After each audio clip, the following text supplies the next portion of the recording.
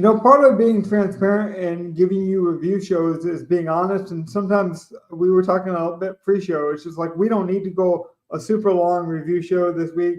We don't have to like drone on because we got an extra week where I think Donnie wanted to talk some season recap. We're going to do some interesting kind of graphical things there. We're going to kind of reward some points and make it a kind of a fun show, kind of end of year kind of show. We did a season preview show for anyone that wants to actually go back and listen. You could do that in prep, but we are kind of do our season recap show at the end.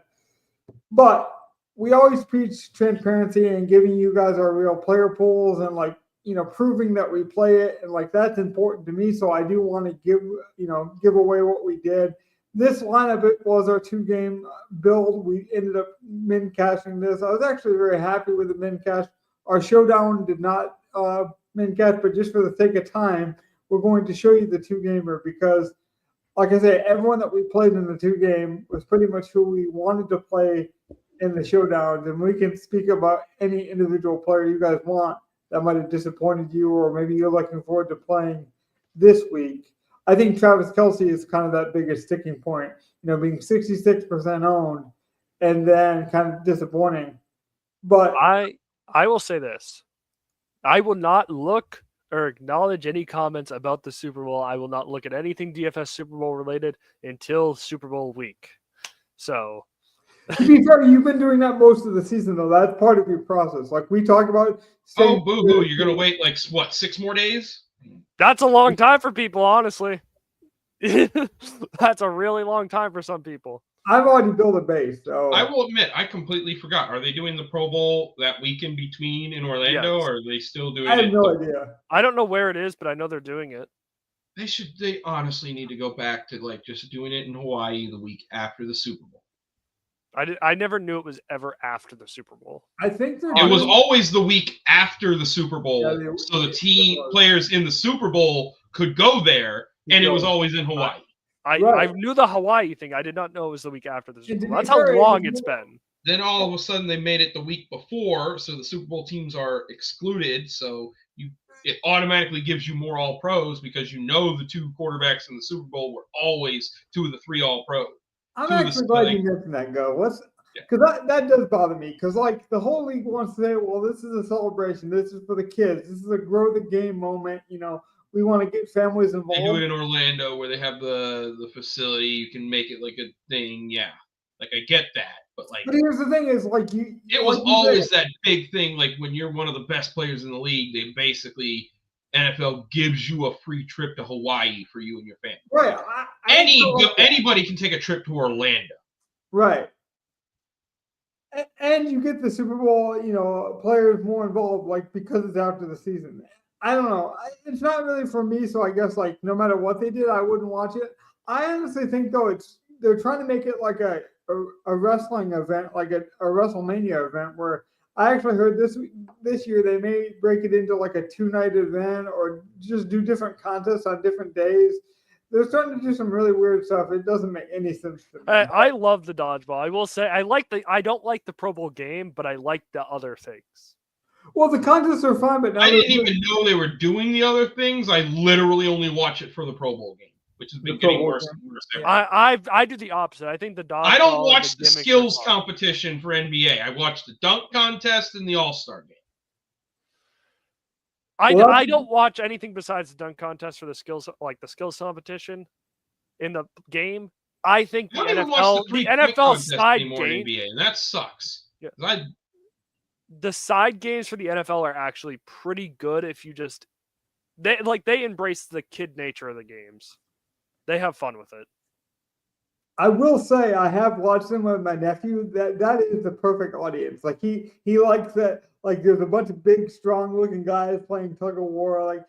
I get it. It is weird though, the WrestleMania kind of split where it's on night 1 of this event we're going to play this. I don't know. It just feels strange. I know the NBA kind of does that with their NBA weekend, but that's more of established. I feel like the NFL just needs to stick to a format and kind of go with it. But like I said, our format is being transparent. Was there anything about this lineup, forget wins and losses, right away, anything about this lineup where you're oh, if we would have done this? because me and Donnie kind of talked about it before Gov got here, a pre-show. It's like the Travis Kelce thing, even though he failed, I was always going to play him. I played him a lot in my personal. I don't think If I was playing Mahomes at quarterback, I was probably playing Kelce. right. We looked at it like realistically. Let's say we don't play Kelce and Worthy were the top two targets, I thought, going in. Yeah. But Mahomes all year has had so many different targets. And, like, even in this game, like, everyone got a couple targets. Juju had a few. Hopkins had a few. Hollywood had a few. Like, I was very happy I played Juju this week. I was on the Juju stuff. I don't know if I called it out on the show. I think I did because we didn't get to the plan. I was like, I think we're missing it. But the only thing we could have changed Kelce in, yeah, the only thing we could have traded Kelce for was Shakir, who scored like 10 points, and Devonta Smith, who scored 8. So I'm rather just going to take Kelce and hope he ceilings again. Well, no, like, honestly, if we don't play Kelce, what we probably do is flip like, what we could have done with what we have here is we could have flipped the stack and played Jalen Hurts and Dallas Goedert. I would have never done instead that. of Mahomes and Kelce. There would have been a Philly stack with McLaurin and Ertz as the bring back, and then one off. So Hunt, Worthy, and Cooper as like a late game. Well, me and Logan were also talking. Like, Will Shipley had the same score as Kareem Hunt. If you played Will Shipley, honestly, I think you were stupid for doing so. Unless it was in Showdown and you really went for a dart throw, I think it would have been stupid. If you played him and also had Barkley, that would blow my mind. That would exactly. And it took Barkley tweaking his calf and Gainwell getting a concussion for Shipley to get there. It was a bad. Did those things even actually happen? Yes. I thought Shipley just came in because no, Gainwell had a concussion. That would have been Gainwell's work. I know that. I literally thought Shipley came in because they were up 2 scores in the fourth quarter. No. 3 scores in the fourth quarter. I mean, I didn't see Shipley come in until that point, so I 100% assumed like Gainwell. I believe got he a had concussion on that. I don't believe at all Barkley was hurt at all. I think Barkley just took himself out because they were up 3 touchdowns. Well, Barkley would have taken himself out, but Gainwell would have gotten the work, which is what has been happening. But Barkley, I think, took himself out a little early because the whole game long they were working on his calf and massaging it, and he was on the bike. He wasn't ever letting it rest. So Barkley probably wanted to get out there sooner than usual. Yeah, I mean, we could argue semantics whether Shipley was a good play, whether whether dart throws are necessary for slates like this. It's just not how I would play it. I think Donnie would agree with that. Like, yeah, I think I will say this. That is definitively, if you played it in Showdown, then I get why you did it. If you played it on the 2-gamer, you're a fool and you got lucky.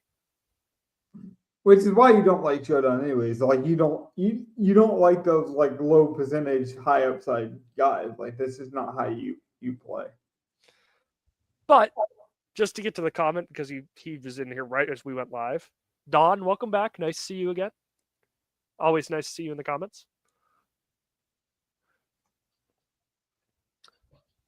So I will say, unless John has some good insight to give us here, I am really proud of this lineup. I don't think like the Kelce thing disgraces me at all. Like, if anything, I'm happy because maybe in the Super Bowl he's lower owned than he should be.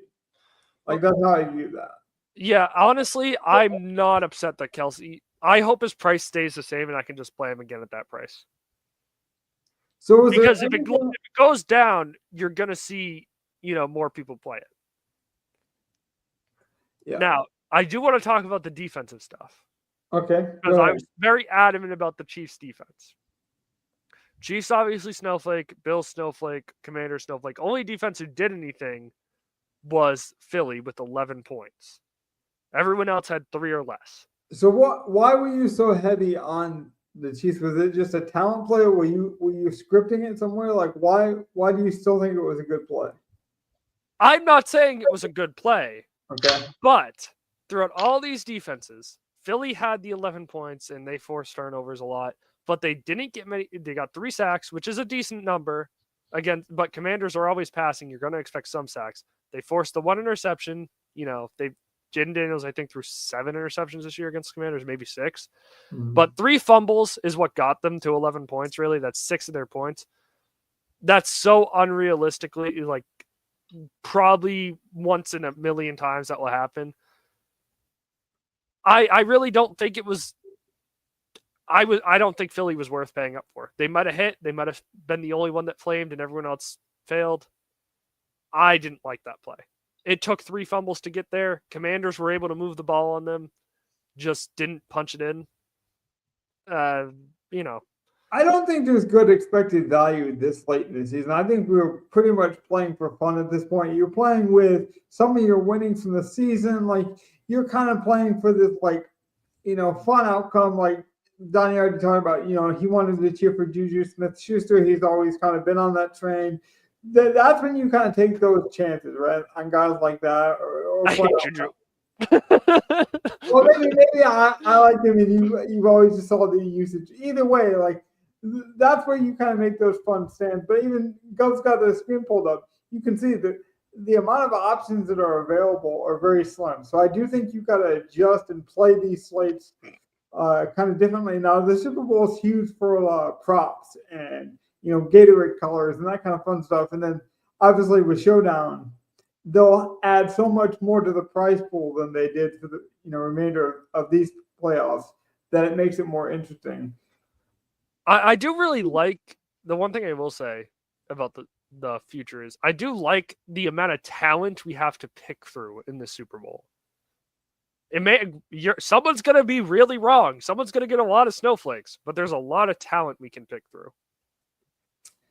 Yeah, Gov, you've been quiet. So give people kind of your, like, things that maybe weren't right, things that went wrong, things you expected, like anything in terms of a lineup that you wish you could have done differently, anything you wish you could have convinced us for, anything you want to look forward to for the Super Bowl, anything like that.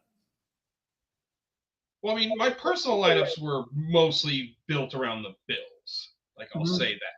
So, like, when Josh Allen doubles didn't get there, like, you didn't need Josh Allen. His score wasn't right there. But Matt Collins, the cheap guy, is the only one that hit.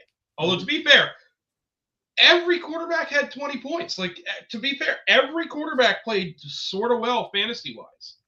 Yeah, two had 30. I mean, it was a very good week fantasy-wise for quarterbacks, so you were best going with the cheapest one, who is definitively the best one. Which is Mahomes. Maybe not fantasy-wise. Yeah. But you could have, like, paid $500 more for Jalen Hurts and paid down at Kelsey to Goddard and gotten the better. Like, that was the only 2v2 we could have done to be better. Yeah. Because I don't think we would have changed much else in our lineup. And I would have been very strong against going Kelsey and Goddard. Or, sorry, switching that 2v2 to Kelsey and Hurts. You might have been able to get me from Kelsey to Goddard, but I was so adamantly not going to play Jalen Hurts. And he had the points this week, but I'm going to stick by that. I don't know if I'll even play him in the Super Bowl. Like, I just don't love him. I will play him in the one gamer for sure, because I always play usually two quarterbacks. I think they have the highest offensive firepower in terms of points. Like, especially the fact that both quarterbacks are running more. Even Patrick Mahomes is rushing more. So, but I do agree with you in the 2-game slate.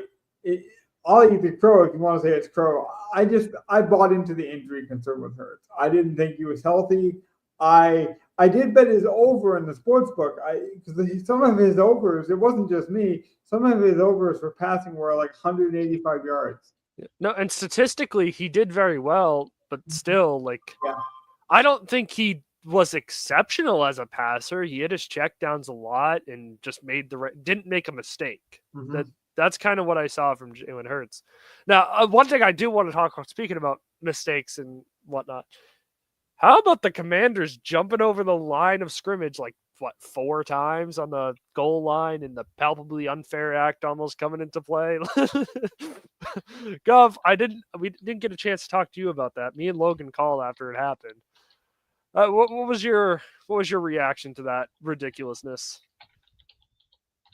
Sorry, I had an NBA thought I had to type in chat. So what ridiculousness? The palpably unfair act that almost was called, that awarding the Philly the touchdown on the goal line. Oh, I was about to say, were you talking about the first like Barkley touchdown where he did the spin-a-rooney and just like That was straight up ridiculous. juked And I was just everyone? like, Or yeah. were you talking about the 8-play 1-yard tush push? So basically, Gov's asking, were you talking about the fun ridiculousness or the nonsensical like time? Hey, I respect the man trying to pull him out of that shit. It's what you're supposed to do. It's the only fucking way to stop that shit. All right, 100%. Full respect for Mr. Love.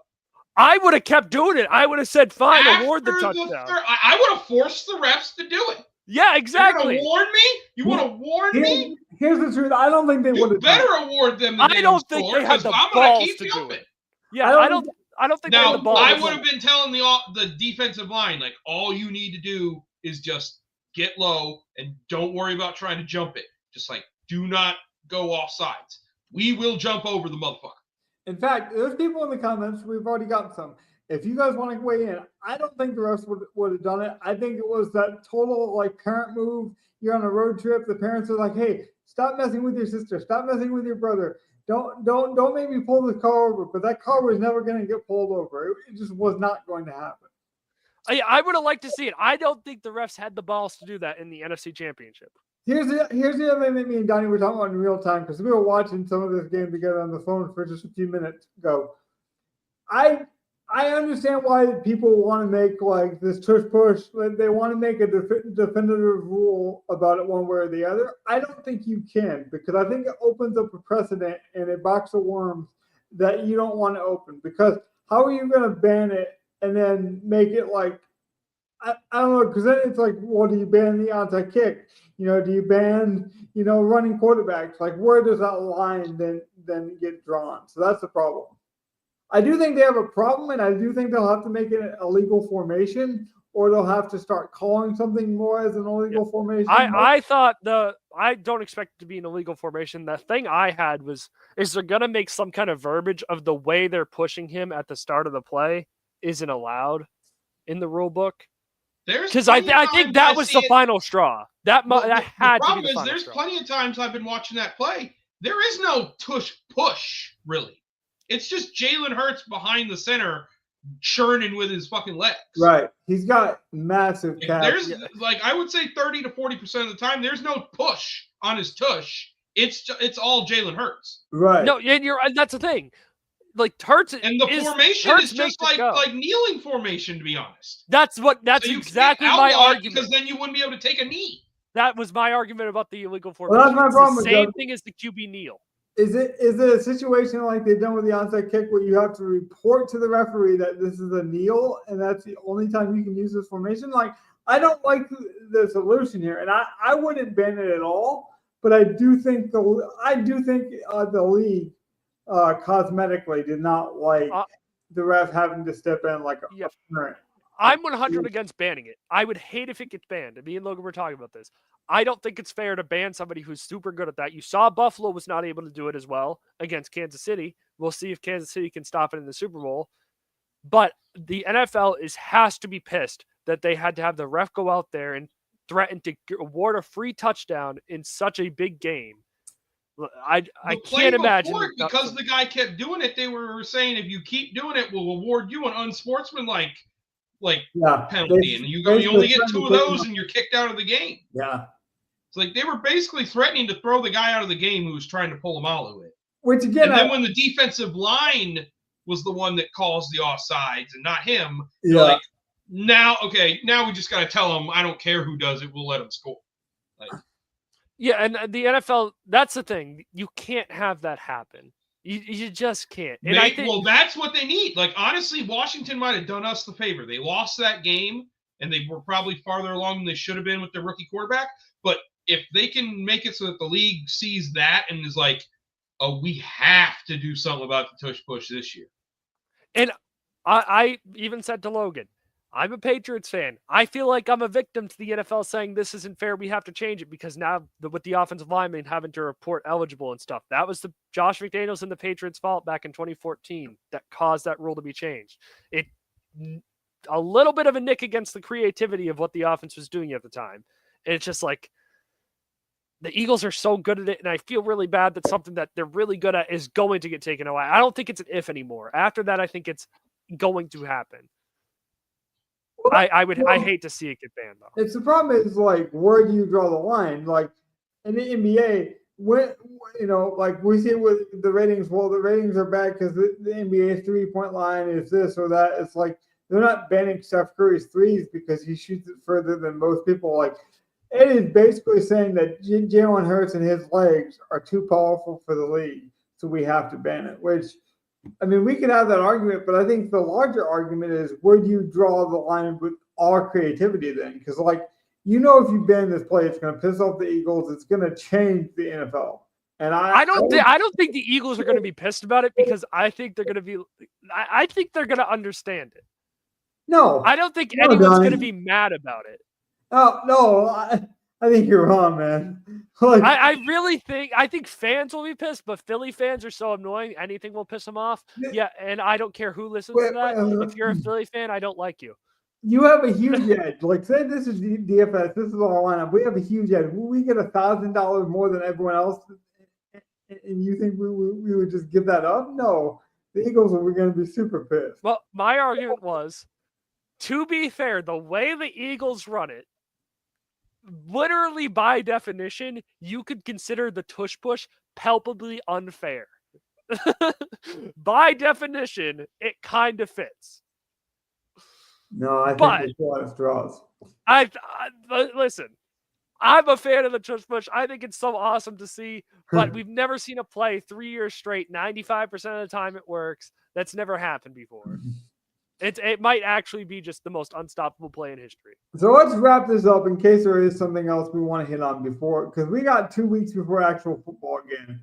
Was there anything else about this game, this lineup, anything else about real football? Because there's a 2-week span where we're not going to see any of it. Obviously, we're going to fill that with some of our season review content. Like I say, we're going to obviously do a lineup builder show. Anything about like the lead up to the Super Bowl from this game that you can take away? I just think you can almost play into what I would say is you can almost play into the Kansas City hate. I think there's a lot of people not wanting the Kansas City Chiefs to win. I do think more casuals play the Super Bowl Showdown than any other showdown. And Gov knows this as well. Showdown is a total strategy. Like every main slate game, Sunday night, Monday night. Donnie does not even play Showdown because he doesn't like it. The problem is if this it's is not free, I don't play it, but I will play it because it's a Super Bowl. Well, that's the thing, is a lot of people are going to play it with a lot less knowledge than you, Donnie, even. Like a lot of people are just going to like, what's the Showdown lineup? Oh, it's only $1. Let me enter it.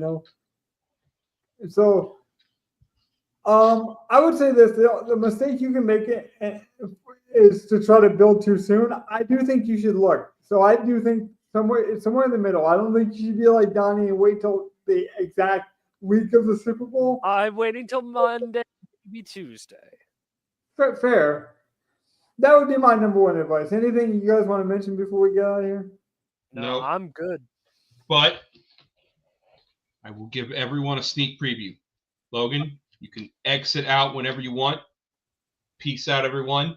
Sneak preview of the Super Bowl captain.